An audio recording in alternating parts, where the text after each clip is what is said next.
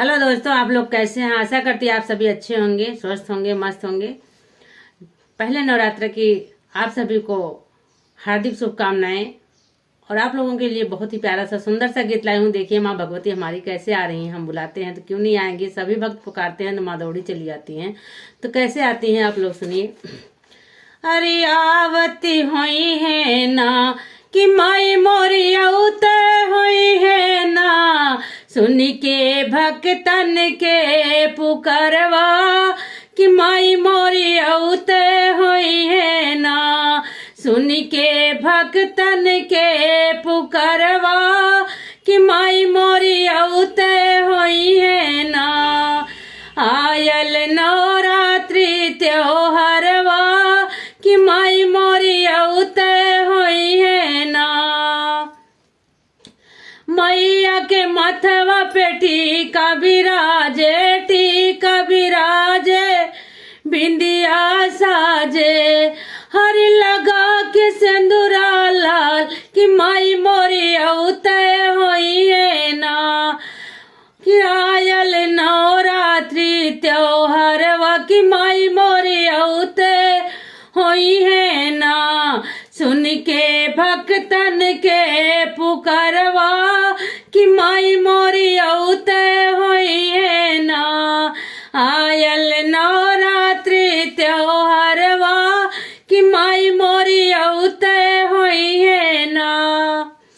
मैया के गले में हरवा बिराजे, हरवा बिराजे, कुंडल साजे, कि पहन के नेथिया लाल कि माई मोरी औते हुई है ना।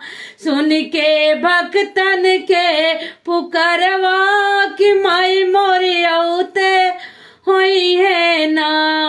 आयल नवरात्रि त्योहारवा कि माई मोरी औते हुई है ना।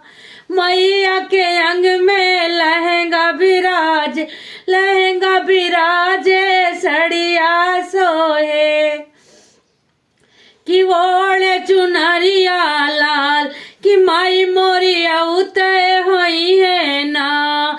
सुन के भक्तन के पुकारवा कि माई मोरी औते हुई है ना।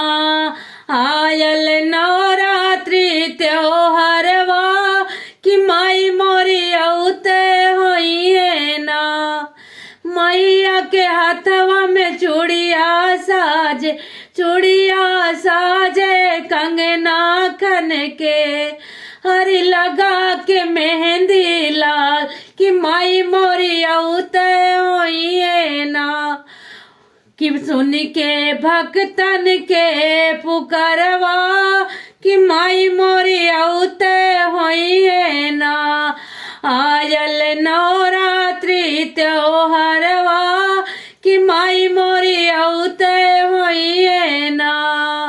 मैया के पैरों में पायल बिराजे, पायल बिराजे, बिछुआ साजे, कि लगा के महावर लाल कि माई मोरी औते हुई है ना।